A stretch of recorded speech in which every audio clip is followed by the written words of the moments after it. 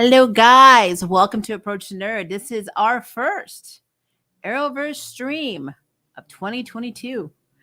And if you have not figured it out from the thumbnail, I am splitting them because your girl works from 11 a.m. to 8 p.m. Central Standard Time, Monday through Friday from home, but long hours. And then, of course, I have my voiceover stuff. So I wanted to make sure I got these done. And I really thought in my mind that I would not be able to do a 4-hour stream on tomorrow for 4 shows and then be able to go to work in the morning. So we're here.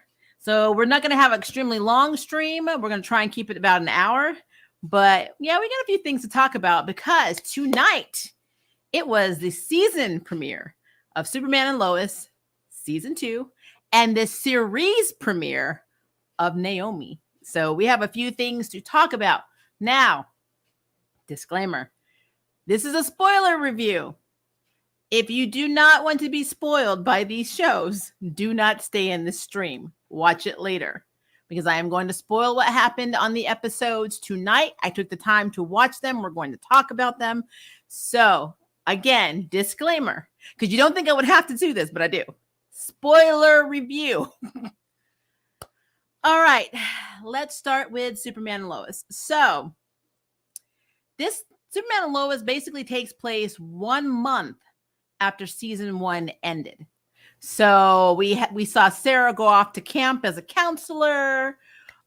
We had basically everybody trying to ramp up for this new election because Lana Lang now is she has a new candidate that she's trying to basically get elected over the person that was mayor of Smallville last season, who was kind of an a-hole. So she's throwing herself behind this guy's campaign. Of course, her husband Kyle is not happy about it. There's a lot of marital issues in this episode, which honestly is realistic. If you were married or you're in a relationship, you know that it's not always peachy. It's not always sunshiny. So I respect that. But yeah, there are a lot of issues. Now, I will say what Lois was going through for me was interesting only because I get projecting trauma, but I just kind of felt her a little bit annoying in this episode, but we'll get to that in a second. So again, everything is a month later. So we start off, of course, Sarah's coming back from camp. Jordan's super excited to see Sarah. You know, they are a couple. But she gets off, the bus and her parents are picking her up and she's like all giddy and happy. And I'm like, she met somebody at camp. I was like, well, that didn't take long. Like we just got them together and she's already, I met somebody at camp. I'm like, oh Lord. So if anything's going to turn Jordan into Brightburn, which is my running joke since the premiere of this series, is going to be Sarah. So yeah, we already got our first dose of heartbreak coming up because Sarah, she got a camp thing. She had a thing. You know what happens when you go to camp? I've never gone to camp, but I've watched enough movies. So I feel like, yeah, she did the thing. And I actually feel legit sorry for Jordan because he is gaga over this girl. They literally were separated for 30 days or 31 days and she's already with somebody else. I'm like, dude, you may let it go. Start singing the Elsa song. I will say the running theme of Superman and Lois and Naomi today was we're either hearing stuff or we're passing out. I thought that was really, really interesting, and you'll see what I mean when I talk about Naomi. So that was interesting for me. Okay, so let's get to the meat of this episode. We are introduced to Sam Lane's replacement. And this character is actually from the comics, Lieutenant Anderson, who, of course, if you're into the comics, you already know not only is he the founder of the Supermen of America, he's also the metahuman known as Outburst. He has magnetic abilities. He's very pro-America, very anti most everything else. He's like an American extremist.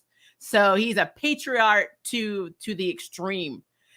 Which plays out because in this episode, you hear, Clark hears basically this submarine in trouble and he goes to save it. And of course, the people are running around speaking Korean and I'm getting excited because, my spouse is Korean American. So I'm like, yay, they're speaking Korean. And he gets down there and he saves them. When Superman goes to save them, he starts having his first Disney spell where he's hearing something and he doesn't know what's happening. And he overcomes it. He's able to save the submarine. Of course, here comes Lieutenant Anderson. He's like, you saved them, but they were North Korean. And Superman's like, well, I'm getting all that. I thought that was funny, actually. And Lieutenant Anderson was like, yeah, but optically, it doesn't look right. When Superman, who pretty much is sworn he feels like Superman has sworn allegiance to America. Now, in the comics, his character was super obsessed, like Naomi level obsessed with Superman in the comics, like posters, action figures, you name it, super obsessed. So they kind of played out here because he does say in this episode, I know everything about you, blah, blah, blah, blah. And Superman's like, yeah, okay, cool. I'm like, no, you don't. You don't know crap.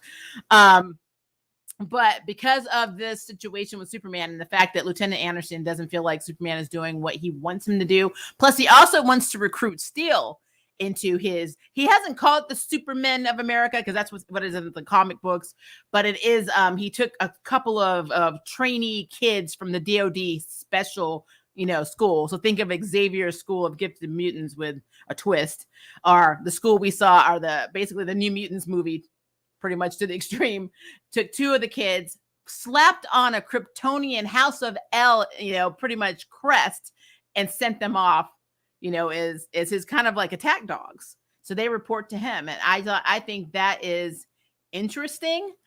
And for me, it's actually interesting to me that, this is just the season premiere and I already kind of see where this is going. All right. So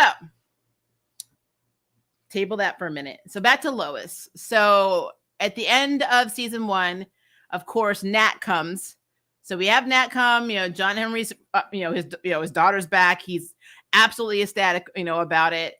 She sees Lois, runs to her and says, Mom. And Lois is like, oh, it's like, she doesn't even react. She's like, not today, biatch. She turns around and walks to the house. And I'm like, okay, that's interesting. I thought what they were going to do was play off of her last season, revelation that she had a miscarriage and she was going to name her daughter Natalie. So I thought she was going to see this girl and be reminded of the daughter that she lost. And that was going to be her trauma. But no, no, that is not the trauma. So what Lois is actually going through is that her mother abandoned her and Lucy, her sister Lucy, who we actually have established that Lucy is her sister. Because, in the Arrowverse, it can go either way. They get rid of siblings just like they do in the MCU all the time. But Lucy is established in this universe, which means canonally it should be the Lucy from Supergirl. Hopefully she's reprising the role. I think I read somewhere that they probably were going to have her on the show. So I'm happy that Lucy will probably be making an appearance. But Mama left. So instead of the mother dying, like she did in so many of the different universe or Earths that we've seen in the comics and other shows like Smallville, Lois and Clark, blah, blah, blah. The mother abandoned them in this version. So Lois, for some reason, was triggered by that trauma of her mother abandoning her and became a biatch to her kids and her husband. I mean, she was snapping at them. She was like, she was hard. She was hard to be around. Like, in all honesty, I was like, but I mean, I guess I just felt like in my feelings about it because I was like, it's not that, I don't feel like that was that much of a thing to trigger her. Seeing this girl who thought you were her mother or because you're the doppelganger basically from another world or another Earth. Seeing her and then her calling you mom for that moment triggered all this stuff. If this is true, I feel like Lois needs like a slew of therapy. Like that girl needs therapy all the time. There's always something triggering her. So I'm just putting it out there. So I don't know. I guess that part of the story kind of bothered me a little bit. But Nat is not adapting well to living on this Earth. Her friends in high school don't recognize her on this Earth. She went back to her same high school that was on her Earth. And her dad even warned her, everything's different. People aren't going to know you. And she's like, my best friends look right through me. I know it's hard for her. But I mean, let's be frank. She basically is how Kal-El was when he first got to Earth. If you really think about it, even though he was raised by, Jonathan and Martha, he was an outsider. So it must be harder for her to be around the exact same people living similar lives who are very close to you and they have no idea who the heck you are on this earth. That has to suck. And unfortunately, John Henry didn't know how to handle it. And they resolved that basically by having Lois help him adapt his daughter by her offering to be his daughter's friend and moving them into the house with her family until they can get their shiz together. Now, you know my running joke, guys. Remember, Clark works like he works at like the school in a assistant coach capacity, which I kind of feel like is really not making anything. Lois basically she invested all of the money from selling their brownstone into the Smallville paper she's running with Chrissy, where she's still having problems agreeing on who to hire as a third reporter. They don't do any work on the farm. Nothing is being farmed, grown. There are no crops. There's no other profit coming in. How are they going to feed 2 more people? I don't think John Henry has a job. I mean, how are these people eating? How are they putting clothes on their kids' backs? How are they surviving in Smallville with no money? I just really need to know, because Clark he went and literally bought wine for Lana's like election thing, like kind of get together, meet the candidate type situation. With what money? Like, it blows my mind that this is just an element we're never privy to understanding. We just have to suspend our disbelief that in the Arrowverse, you don't need money. Correction, depending on which show you're on, you don't need money. Just putting it out there. So now there's the family of 4 plus 2 more. There are 6 people now living at the farm with no money. Yeah, I digress. So they're hinting towards the big villain of Superman and Lois being Doomsday. So I'm okay with that, as long as one thing happens, and one thing doesn't happen. They develop Doomsday in a way that is more alien and more, on par with Superman. Especially if they're going to do the Death of Superman storyline. I mean, it could be what happens. I do not want them to do a Smallville where they have a character like Davis who literally has a panic attack and turns into Doomsday. I can't handle it. I don't want them having to separate him with Black Kryptonite. I don't want any of that crap. I want them to actually have Doomsday. I want the story of Doomsday. If they do not do it, I'm going to be in my feelings. I'm just putting it out there. But it looks like, first of all, right now, Steel is actually retired. But considering Steel was a part of the Death of Superman storyline, and as a matter of fact, I think he even was introduced during the Death of Superman. I need to go back and look at the timeline, but I'm pretty sure he was. I will be hard pressed to think that is not what they're doing, because even thinking about Superman and the way he's reacting, it sounds like he's reacting to something that's like him, powerful like him.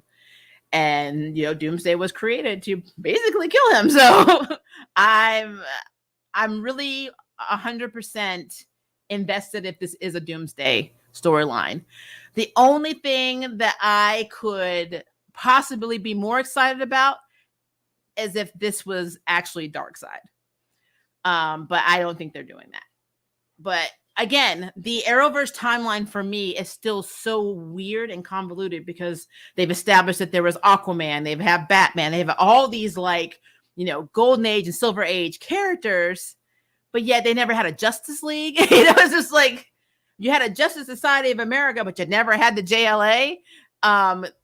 They've hinted towards Wonder Woman. They've hinted towards all of these characters. The Wonder Twins were even hinted towards, at the end of Crisis at Infinite Poop. So, I mean, I just feel like having Superman start having villains he should have had pre-marriage and pre-teenage sons, it's very weird. So, like, their timelines, it just, sometimes it just hurts my head.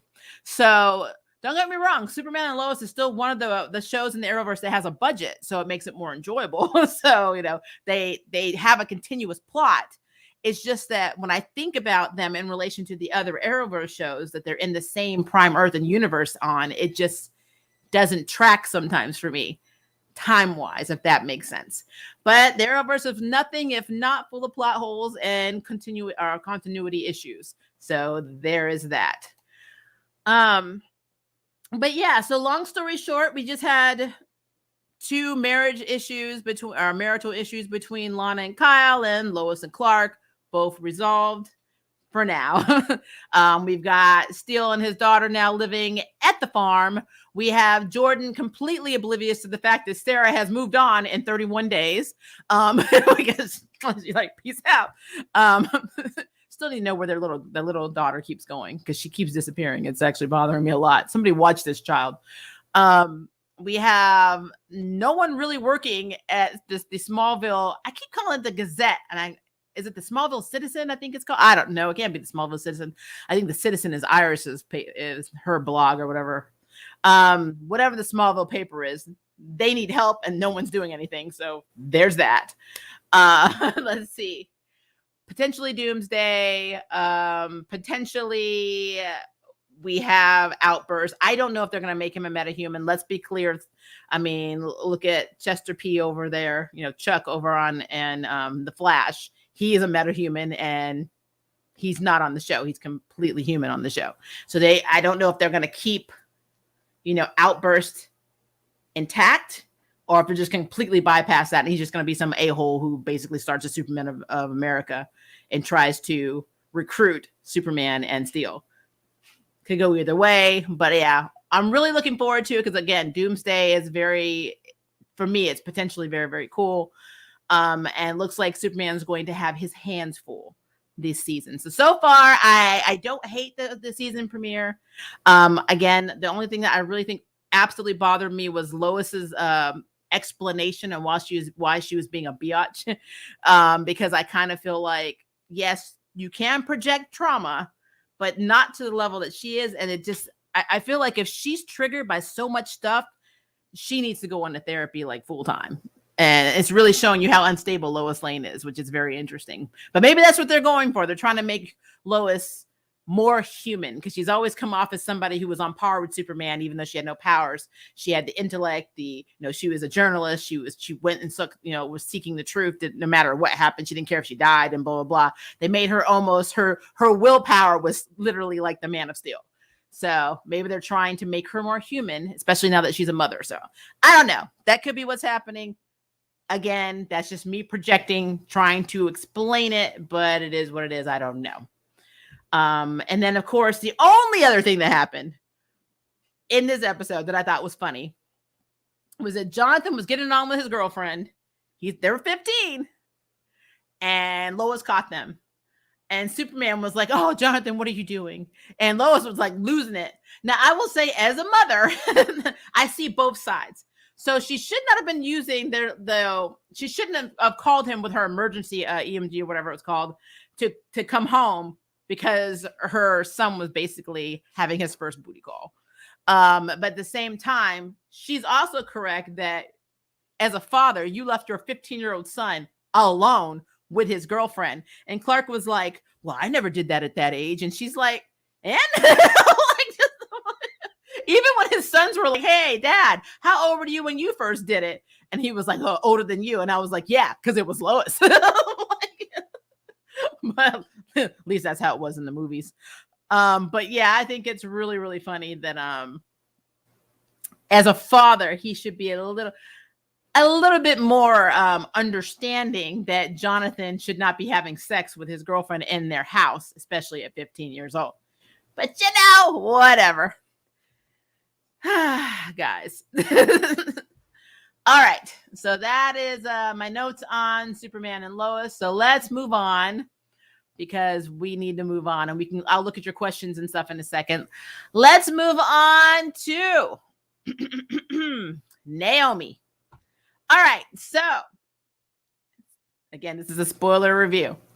If you follow Naomi in the comics, then you'll see that this kind of looks like it's actually going down the exact same path with her backstory. I was kind of debating if I wanted to say, a lot about what happens in the comic book in terms of her backstory, because then if you haven't seen it and you're actually just doing an episodic review here, I don't want to extremely spoil anything on who Dee is, on who her adopted father is, all of that stuff is potentially very spoilerish if you've never, read a comic about Naomi or know her origin story as a whole. So I'm kind of on the fence on what I want to do there because it's difficult. Like, I will say that Naomi is also basically known as Powerhouse in DC Comics. And she does have affiliation with the Justice League. I think she joins Young Justice at one point, or the Young Justice League at one point in the comics as well. It's been a while. She is not an older character. She is a newer character. But looking at her story so far, a lot of things that happen in Naomi happened in the comics. And again, I don't want to spoil it because if I talk about things that are happening in the story, the comic line, I might be spoiling episode 2. So I don't know. Put in the comments what you think I should do, guys. But let's just talk about Naomi. So if you know anything about Naomi's powers, so she is an alien. I will say that. And she has the ability to project like energy blasts. Eventually she's going to be like super strong. She's going to have like durability.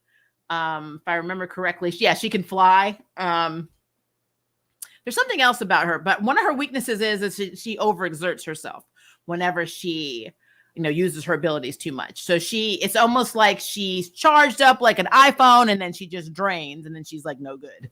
So that is one of her, weaknesses basically.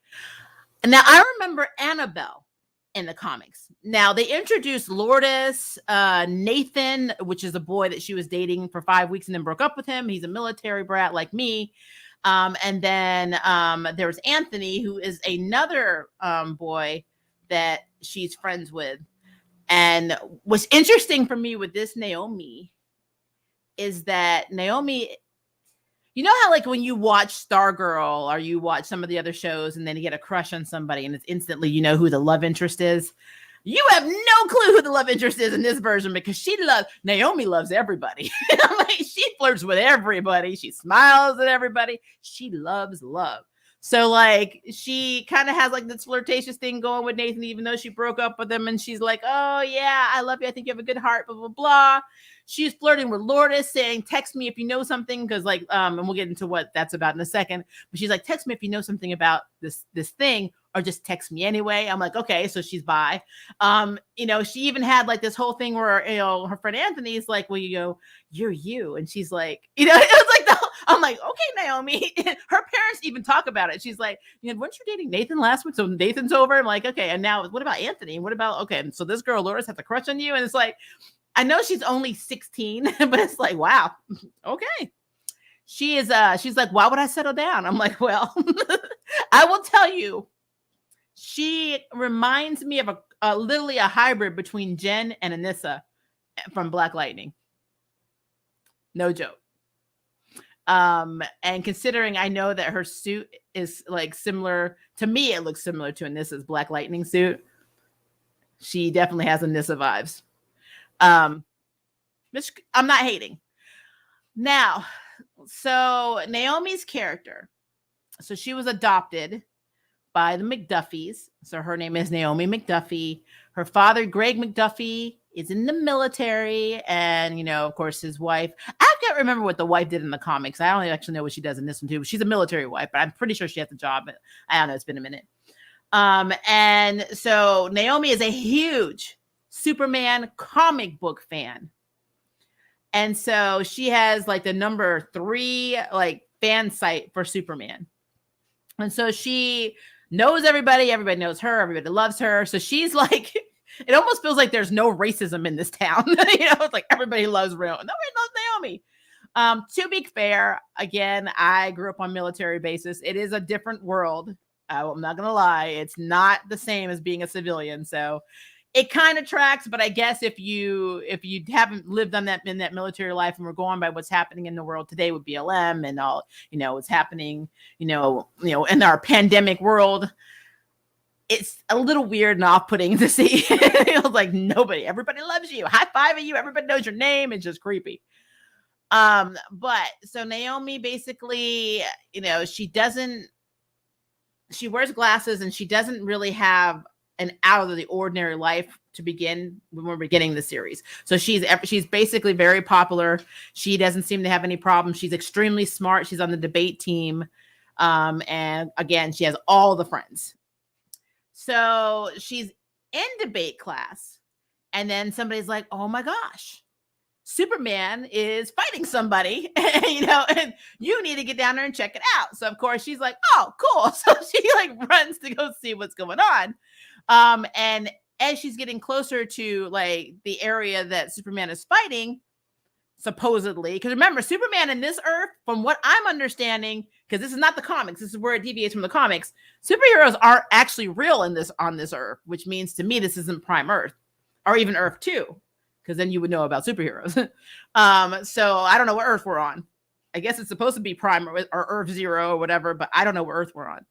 But she's like, what the heck? So she's going to go check it out. Well, when she's en route, she hears this buzzing sound and then she passes out. And so she misses it. So she becomes super obsessed. She's like, wait, everybody saw this and I missed it. So she's going around and everybody's showing that, pulling out their phones, which everybody was pulling their phones out. That was so nice. That's not how the world works. I'm like, what the hell? But everyone's like sending her a video of what they captured of this encounter with Superman, fighting.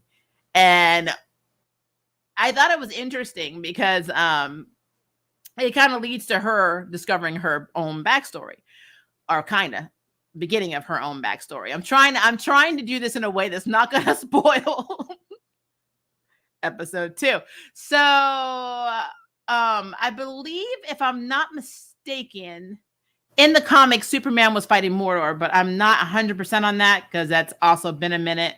The town they're in is in Oregon, by the way. And honestly, it gave me Blue Valley vibes a lot. I'm like, especially when she's like on her skateboard and you see like the big wall that looked like the exact same wall that Cameron was messing with in Stargirl. But yeah, again, I digress. Now in the comics, this is Earth 0. It should be Prime Earth actually, but again, in the Arrowverse, not so much. So who knows where she is? All right. So she spends a lot of the episode basically trying to figure out what kind of stunt, publicity, action, whatever happened to have a Superman and a blue alien fighting, because superheroes, again, are not real. And the reason that we know that Superman is not a concept to her in terms of reality is that she says two things that gives it away. Number one, she says, the reason I love Superman so much is that he's adopted. Well, of course, she would not know that if this was actually Superman, because Superman is Clark Kent and Clark Kent was adopted. They don't actually know Superman. They know he comes from Krypton. They know what Lois Lane wrote about him in articles, but there's no way she would know that Superman was adopted by anybody because they don't know his real identity. So that's clue number one. And number two is that there seems to be no reference to other superheroes at all in this world. So outside of comics. So she wants to know who this was and, how they made this happen. They're looking for wires. They're looking for jetpacks. They're like, what's happening?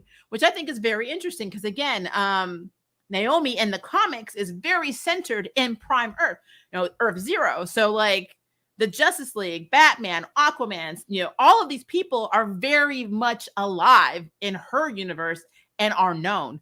And when she was just as big of a Superman fan, actual Superman fan, as literally Lieutenant Anderson is in Superman and Lois. So it's interesting that they're taking this route because basically they're creating another Earth where when they have crossovers, they'll have to cross Earths to be in the same thing. Like as Stargirl is going to have to be if she ever crosses over to be in any of the crossovers. So it's interesting that they keep doing this. I'm just putting it out there. We can't just be on the same day ever, but whatever.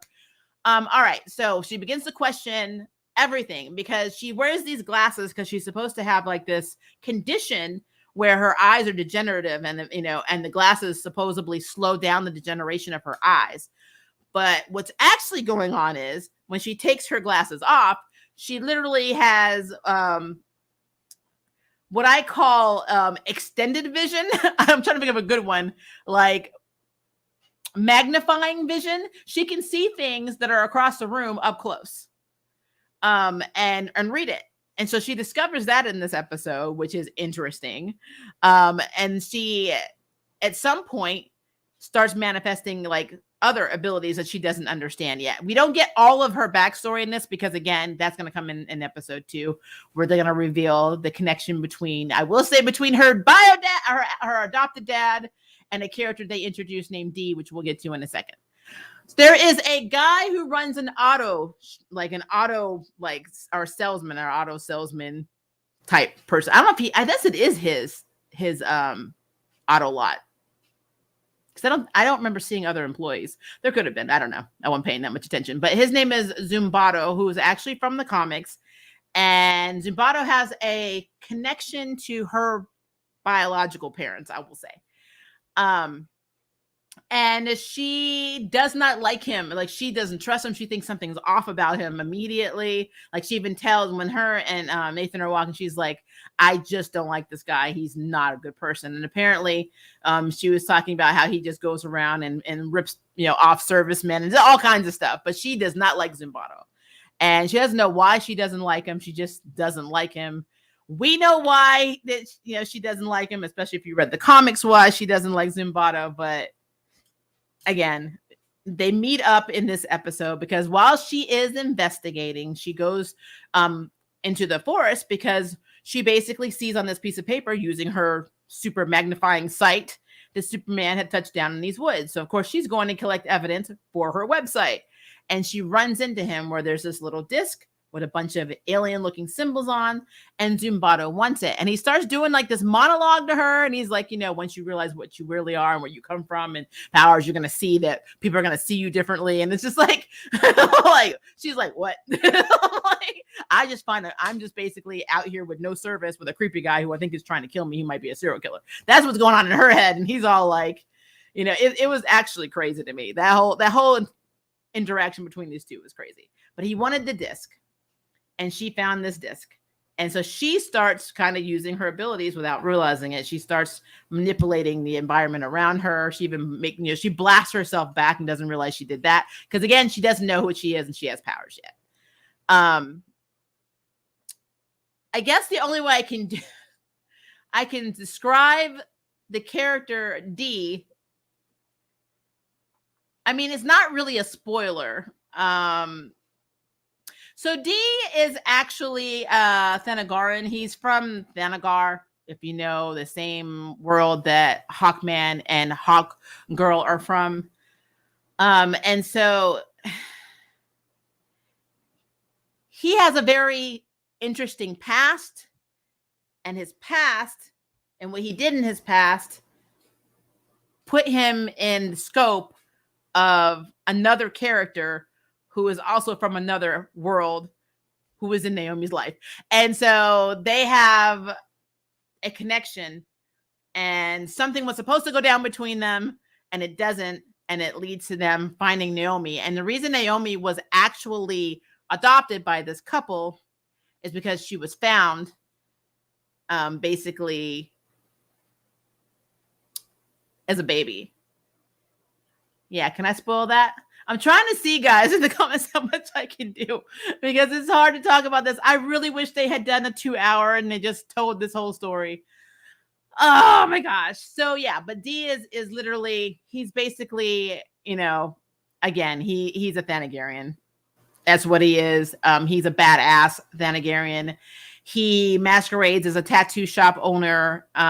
He really is trying to live a life of peace and non-violence, because his past, he was the opposite. I mean, the opposite. So think of Rurouni Kenshin if you're into the anime.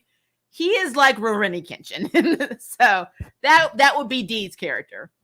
And it looks like he's going to be her mentor in this series, which I'm okay with, I guess. I'm loving how close they're trying to stick to the source material, except for the superhero concept not being real on this earth. But at the same time, it's like, I don't know. I kind of wish they had introduced some, because they're going to introduce another character later on as well, who is connected to D. And that's going to be a whole other thing. So yeah, I'm trying very hard, guys. I'm trying. I was talking to River, and I was like, I don't know how I'm going to do this without spoiling the comic, because in episode 2, and I don't want to do that because I know that there are people on here on this channel who probably have not read anything Naomi. So yes, Alpha Wolf, I do see that he was a mechanic instead of a tattoo artist in the comics. You're absolutely correct. There are a few people who are actually different things in the comics. Now, I'm going to say this. I remember Annabelle. I do not remember Lourdes, Nathan, or Anthony. I don't know if they were created for this series or if they were just so minor I didn't pay attention to them, but I don't remember them. I remember Annabelle's character. I do not remember them. So if you guys remember these other 3 Scooby-Doo gang friends, please let me know, because I don't remember them. All right.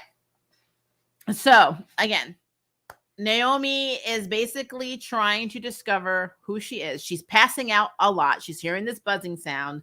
She thinks Dee is weird. Dee initially took credit for the Superman incident, which, quite frankly, was more than likely Superman. Because he was staring at him, and I'm like, I think that really was Superman. Because again, in the comics, it was Superman fighting. I'm pretty sure it was Mordor, but I'll have to go back and look. In the middle of their town square, and everybody saw it. And so I think that actually tracks. Now, I don't know if that is Superman, then why was he on their Earth? Because again, he's not supposed to be on their Earth. I don't know. All right, this is what's going to happen, guys. This is the part of this stream where I'm going to talk about some stuff. So I'm going to say this now. If you do not want to hear what I'm about to say, I'm going to say it again. If you do not care or know or want to know, and you feel like this is going to be a spoiler for you, do not listen to what I'm about to say. So I'm going to give you a chance to shut off the audio, leave the stream. Go 5, 4, 3, 2, 1. Okay, so in the multiverse, there was another version of Earth that Naomi's parents were from. And I don't remember how many there were, but there were like a bunch of people that were affected by something that happened in the Earth's core. It was like degradation, it was radiation, it was something crazy. But all of these random people literally got godlike abilities. So think about Godspeed in the Flash, how random people just started becoming basically speedsters. This happened on this Earth, but it was like literally omnipotent powers, like omega level crap. And so, of course, what happens when you have a bunch of people randomly get a bunch of abilities that are like godlike? Well, part of you wants to basically rule the world, and the other ones they basically wanted to be heroes and not rule the world. So there was a lot of really extreme Civil War type stuff going on where they started wiping each other's, out. I think a bunch of them ended up being killed. But Naomi's parents and Zumbato, who basically was there as well, he was basically trying to kill their child, because you know how there's always that one supervillain that has to be the only one? Well, that is Zumbato. So Zumbato basically said, there can be only one. I'm Highlander. You all suck. So I'm going to kill your kid and all of you. And so to save their child, of course, the parents end up, trying to get her to safety. And I want to say it was Lady Akira. I have to go back and look, but they had help. They made a portal, or Akira made a portal and took her to another realm, which happens to be Earth 0. But in the process, when the parents were trying to protect her, they got killed. Well, simultaneously, spoiler. So Greg McDuffie is actually not human. He actually is from Ren, which is the same place that Adam Strange and a bunch of other people are from. And so he was sent to hunt down like a assassin that was, of course, from, again, Thanagar. So the Thanagarians and the Rons were fighting. There had a lot of infighting because Well, it goes back to another thing that happened in Superman and Batman and Superboy and a bunch of stuff that happens in regards to their planet being shifted. And, it's a big storyline. But long story short, they don't really like each other. And so basically Greg was sent to hunt down Dee, and Dee was the assassin. And when he got there, Greg fell in love with a human. And the human happens to be Naomi's adopted mother. So instead of him doing his job, he was like, I want this chick. So I'm not gonna worry about it. And so eventually him and Dee kind of had this uneasy pact. Like Dee's like, I'm gonna live here and not do anything and not kill anybody, blah, blah, blah. And Greg's like, cool, well, I'm gonna marry this girl. Well, one day there was like a big like explosion. I think it was like an explosion or like some kind of eruption or whatever.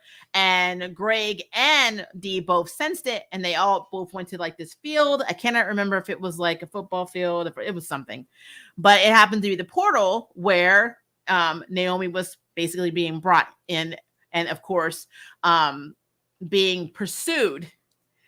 And Zumbato, I think, sent like 2 or 3 guards or 2 or 3 people to come and kill this baby. Well, when Greg got there thinking it was Dee, they both got there basically to investigate. They ended up saving Naomi. And so they were like, okay, well, we killed these guards. Now we have this baby. What do we do? So Greg decided to adopt her. And so Dee was going to be like I call him the assigned godfather, but he was like the person that just kind of stayed off in the background and just watched over her, from a distance without having any connection. So when you see the March 4th date in the TV series of her adoption day, that's the day they found her. So that is the big thing, the big connection. And Greg who's played by Barry Watson from Seventh Heaven, which I think is funny. Greg is not, he's an alien. He's an Iranian soldier. Then we have, of course, Thanagarian, which is Dee. And they both know who Naomi is because they were both there when she arrived. So that is like the thing. And so most of the story is going to be her figuring out who she is, who her parents were, and why Zumbato is the way he is, and that he ended up killing her parents. And so they should have like this whole thing. In the comics, it almost felt like a millisecond. Like Zumbato took her, they fought, she almost got her A handed to her, she gets saved. She goes back to Earth Zero. She basically ends up getting more control over her powers, which even to now, she doesn't have full control over her powers. And she ends up, overcoming and then becoming, a young Justice Leaguer. So that is her thing. So that a lot of that is going to play out into this story. I think, if I'm not mistaken, that we're going to see Kiela, who is basically the boss, the general commander person that Dee reported to. I think we are going to see her in this. I'm not 100% certain, but I'm pretty sure. I haven't looked at the casting, so more than likely we are. But yeah, that's basically it. Dee just wants to be normal and live a normal life, but he's going to end up being her mentor and her whatever. And since she's a newer character, they do have a lot more material to play with in this series than they would Stargirl or, Superman and other characters. So there's other stories they can make up for her that would track, because there's just not enough of Naomi stories in DC. Okay. With that being said, what did I think of this episode? I liked this episode, but it's just slow. I do feel like there's a lot of Anissa and Jen in her. I'm just going to be real about it. It's just what it is. I feel like she needs to come into her own a little bit more. Because there's a lot of similarities for me as a viewer between her and Jefferson's daughters. Like she literally is a straight up hybrid for me. I'm just going to be 100%, transparent on that. I do think that for some reason, and I don't know why, I do feel like the CW has to have a pack of Scooby-Doo gang people all of the time. They do it in Nancy Drew, and not saying that it's not something that happened in the books. I'm just saying that it's just interesting that that's what they play on. And I want to know, are we going to get more metahumans and allies in this series outside of just Dee, and Naomi and, whoever she runs across? Because right now it's making it feel like there are no other superheroes in this world. So then how is she going to form these connections? And how is she going to be named Powerhouse? I can't remember if it was Batman, Aquaman, somebody named her Powerhouse, but it kind of stuck, and that was her other alias. And I would like to know how she's going to make these connections, because for all intents and purposes, she doesn't think these people are real. So yeah, I'm curious to see how this plays out. But again, it is the CW. Now, I will say, when I was looking at like the production company, it's not just Warner Brothers, it's not CW. So I feel like we may have a shot at it being its own thing, because I will say that the cinematography on this and, pretty much the shot composition is a lot closer to Superman and Lois than any other Arrowverse show. So they are putting money into this. So that is very promising. And I don't like to judge anything strictly by the pilot episode, because I've learned that a show really comes, into its own in the first 3 episodes. So I always give everything 3 episodes. So not saying I didn't like this episode. I'm just saying that this is more of a basic, this is Naomi, blah, blah, blah. I mean, she didn't even ask who she was to the very last scene of this episode. So we're not even getting the real beef of this until episode 2.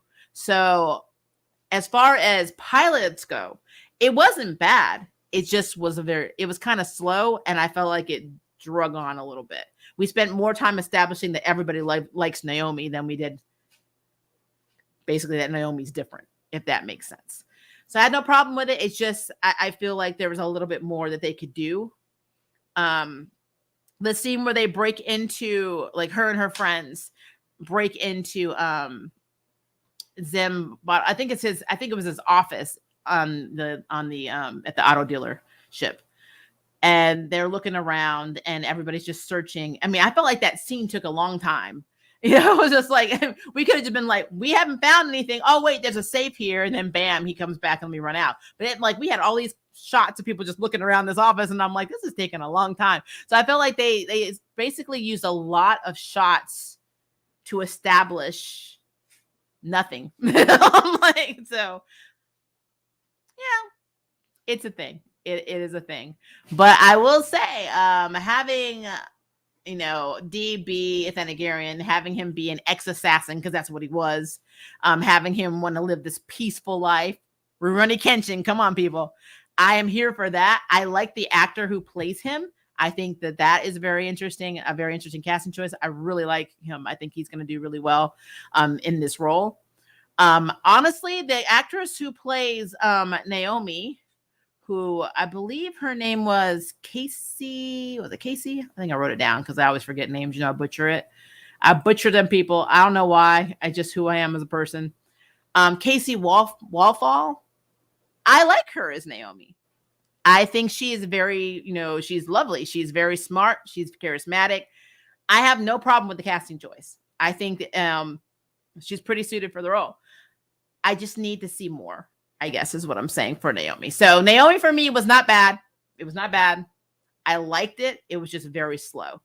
But considering I know what's going to happen, I have high hopes for it. But again, I have to give it a chance. I give it at least 2 to 3 episodes before I start nitpicking. So I'm not going to nitpick this a lot like I will tomorrow, guys, because we know that Batwoman's coming back and we're going to have Legends tomorrow. And you already know. You already know. I give Batwoman a chance every week, guys, but come on. It's only so much I can do for you guys. But yeah, so far so good. And that's pretty much all I got. Yeah. So let's look at some of your questions. I'm going to move up. Move up.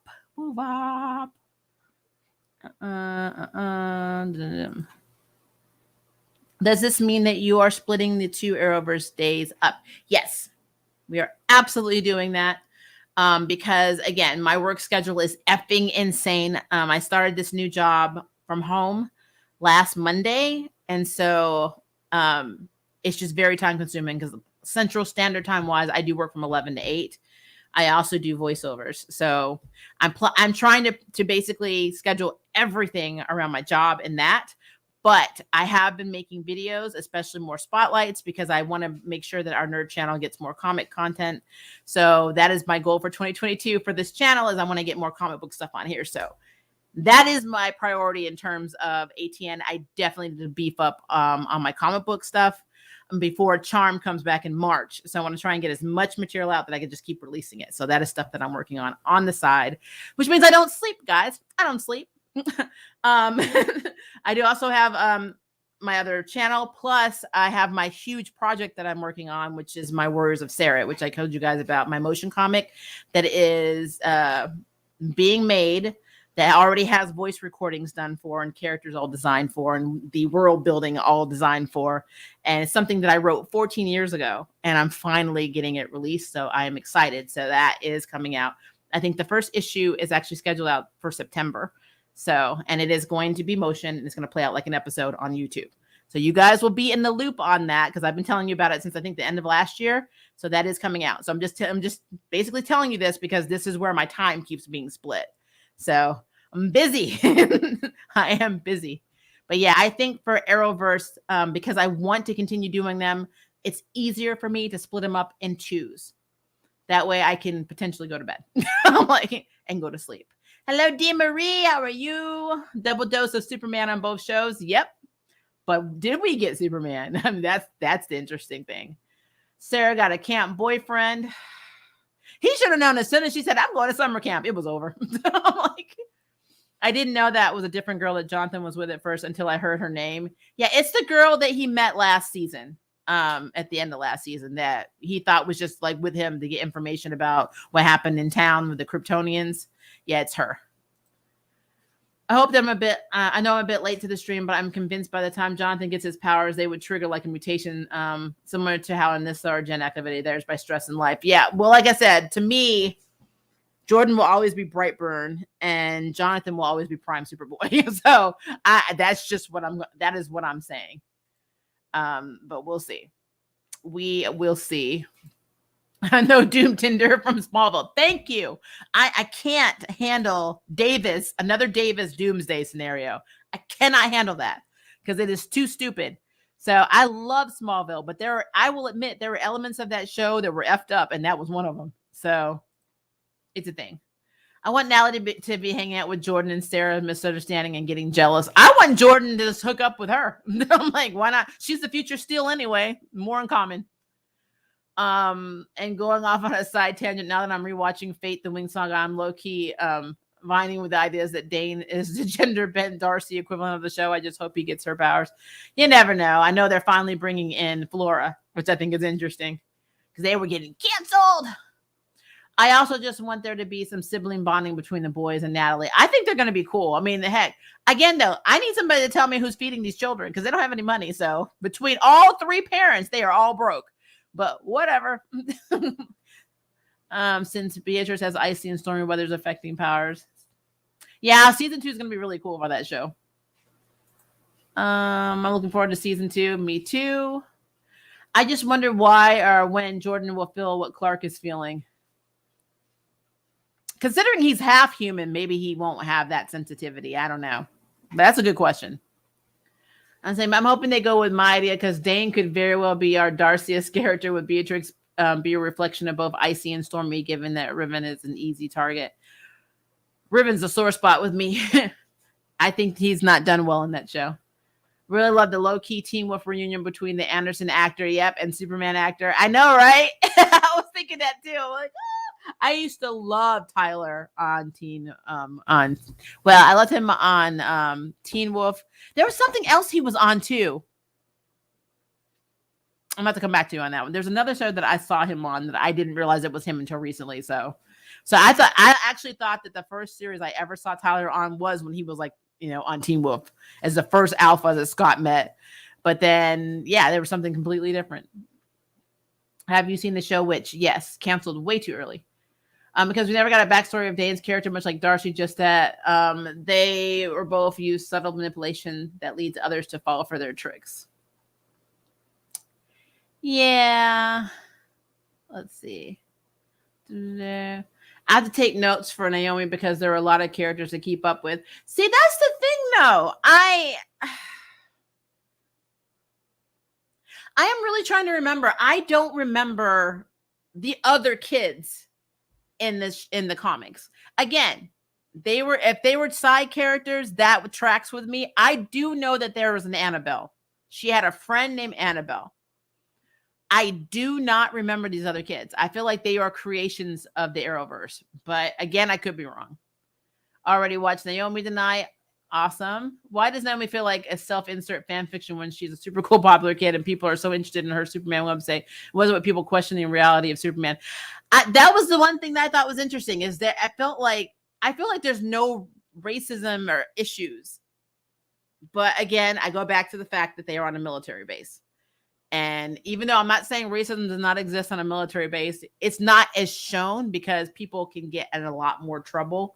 When I grew up on military base, we didn't have police, we had MPs, and everything was formula, everything was structured from school to daycare to like your whole life was structured by and wrapped around the military. So it is a different world, a different way of life. What's so interesting about this is that Naomi takes place in a part of, Oregon where their base has civilians and military personnel living together. And there seems to be like tension between, the townies and the military people and their kids. So I don't know. It's interesting, but yeah, I really felt like Naomi came out like it was almost like a Teen Spirit deodorant commercial, which is high fiving, or like a Mentos commercial. I'm like, everybody loves Naomi. I guess it would have been cooler for me if nobody liked Naomi, but I guess they didn't want to do a female Peter Parker. So yeah, whatever. Can these people not tell the difference between fiction and reality? No. Now we're just missing Dylan O'Brien. I'm just thinking, wait, is he Batman or are they Batman Grayson? Hey, don't give Batwoman ideas. The show is already establishing a love shape with a lot of different options. I know. This is interesting. It literally went from the CW Arrowverse formula of this is the love interest and this is the underdog to I'm gonna have one of those play your romance adventure games where I can choose bachelor number A, bachelor number 2, and bachelorette number 3. I'm like, and those are just 3. There could be a lot more. There could be a lot more. Everybody wants Naomi. Interesting. I just hope Naomi chooses the purple haired girl. Well, as a queer woman, I completely agree with that. But it is what it is. Or he could be Tim. Someone called Jeff because you may have another daughter. I mean, seriously. I kept laying this. Could you? I mean, I actually could have seen her as Jen, as Anissa's younger sister. Honestly, it's either Earth 4 or Earth 5. See, that's what's so confusing for me. I don't know what Earth. I know in the comics it was Earth 0. I have no idea where the heck they are. It can't be Earth 2 because that's Stargirl's Earth. I don't know. I can somewhat recall the comments, but it's been a while. Yeah, that's because she's really not in it a lot. They really should do a lot more. Maybe if her show does really well, DC will make more issues and more comics with her. I'm one of those rare birds that has a love for America Chavez and Marvel. And even though they've had a few solo prints of her, like they just finished one. I think it was America Chavez Made in the USA.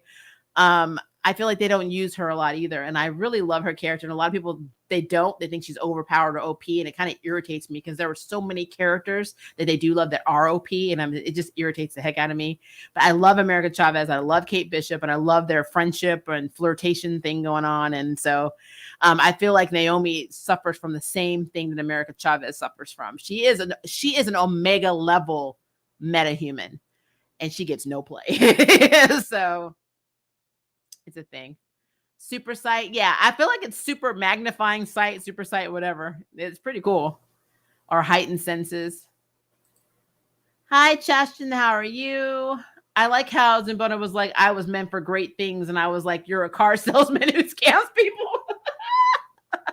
You're not wrong. You're not wrong. Oh, not at all. Wasn't Dean? Yeah, we already answered that one. He was definitely a mechanic and not a tattoo artist in the comics. I don't know why we had to have him. Maybe it just looks more badass with his wings to have all those tattoos. I don't know.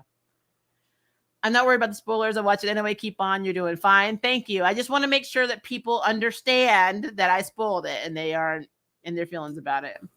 Didn't Zimbardo K-word Naomi's folks and literally become a war tyrant? Yep. Instead, it fights on the single person to get away from him via parental intervention. Oh yeah, he came for her, and he almost killed her, but she was saved. Naomi came out today. Yes, it did. It came out at 8 p.m. Central Standard Time. So there is that. Someone called Tanya Spears and Ben Tennyson. That's funny. D was basically Naomi's Uncle Crow. Yep. Also, she's in high school. What kind of high school lets a student just leave and not get in trouble? Our parents not get angry. Well, to be fair, it was debate club, which was after school. So it was a club meeting. She didn't just leave her classroom. But her parents just let her walk out of the house. They were like, oh, they literally like, what time did you go home last night? She's like, midnight. And like, oh, cool. I'm like, what? What? If my daughter had told me she got home at midnight, I'm like, wow, I guess that's the last time you leave in the house. Mm-mm. What do you think of the potential CW sale? So what I've been learning about it being put up by Warner Brothers is that it's hilarious. I don't know what this is going to affect, if this is going to make some shows canceled that are primarily just CW, like Riverdale, are, I mean, I don't know, because to be fair, we have a lot of stuff that Warner Brothers or HBO Max still is invested in. And so I kind of feel like Superman and Lois would be safe. Stargirl probably potentially would be safe. Naomi would be safe. The Flash, though, I think would be a problem. Legends of Tomorrow would probably go. Batwoman would probably go. Charmed would probably go. Riverdale more than likely would go. Legacies would probably go. It's like all of these shows, if the new owners didn't want to keep them and spend the money, would just be canceled. So I don't know. I'm curious to see what's going to happen with this. I think Sarah either found someone during summer camp or that she wants to take her relationship slow since Jonathan is coming off impatient. I think she found someone because when she got off the bus and she was talking, they asked how summer camp was. And she's like, oh, it was different, just different. She started smirking. And I'm like, huh, what did you do? So there's that. There is that. I don't know. The whole situation with her is interesting. But again, she went to summer camp, guys. I mean, well, I don't know what Jordan thought was going to happen. But yeah, she went to summer camp. It's over. I'm like, as soon as she said she was gone, I'm like, I can name millions of movies where this was a bad idea. Like, and to think that everything changed for her in 31 days, unless she was in a month where it's only 30. 1 month. Her loyalty, her feelings, her devotion to Jordan, 1 month gone. And the fact that her dad was like, be honest. And she's like, that's actually good advice. I'm like, why would you not think that on your own automatically? It don't make any sense to me. Yeah, it's a thing. Sorry, guys. I know that there's spammers coming in here. As annoying as they are, I have to figure out a way to ban them automatically. I've been doing it, but they still get in. So I don't know what's going on with that.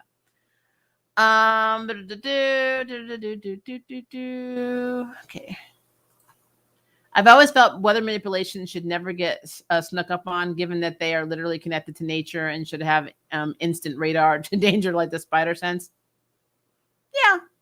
I also feel like people that have like super hearing should always, hear when people are coming. That does not always happen, though. I just looked it up. Tanya Spears appeared in Supergirl. Huh. She probably did. I'm going to have to go back and see because honestly, I don't know. So many people have actually been on Supergirl. It's crazy. Hello, Kevin. Oh, no, not summer camp. Yep. It seems that Jonathan is just a bit too needy, and that's annoying. Jonathan or Jordan? Jonathan was fine. Jonathan was getting it on. He just got caught. And he was very proud of it. He told Jordan, I think Dad's going to have a talk with us when he gets home. I'm like, what? All right, Jonathan, you do you, boo. Sarah's like, I love you 1 moment, then 1 month passes, and then she's like, sorry, I meant someone else. Yep. I mean, she's a 15-year-old girl. She's rolling through these boys like toilet paper. She's probably high-fiving Naomi, saying, girl, I know it. You got options too. I'm like, oh, they kill me. They kill me. All right, let's see. We are at an hour, guys. An hour. So if I missed anything, if I did not educate you on my opinion, let me know. If you have any theories, questions, concerns, complaints, let me know. I'm going to end this stream because, I got to go to work in the morning. Plus, we're going to have another stream for Batwoman and Legends of Tomorrow. So I got to get my sleep on, all 4 hours. So I'll be able to be up for you. And I also have to work very hard, potentially, to keep Angry Grandma in check. So, I didn't have to do that tonight. But, tomorrow's a different day. So we'll see. I'll set the stream up on my lunch break tomorrow. It'll probably be around 3 p.m. Central Standard Time. But I will definitely be doing, unless my power goes out because we've been storming, I will definitely be doing this stream tomorrow. So it will be around the same time, 10:30 p.m. Central Standard Time. I know it's late, but it's the only time I can, because I need to be able to watch the episodes before I talk about it. So I literally went from watching these to doing the stream. So that's kind of how I've been doing it. So, which means I have no time to research anything. So all this is coming from potentially bad memory. So I love you guys. Embrace. All right. So guys, again, leave comments below if you have some theories, especially if you think the whole Doomsday storyline is going to be good on Superman and Lois, because that's where I think they're going. Let me know in the comments. And if it is day for you, have a very good day. If it is evening for you, have a very good evening. And I will see you tomorrow night for our part 2 of our Arrowverse weekly recap, where we do Legends of Tomorrow and Batwoman. All right. Good night, guys. Bye.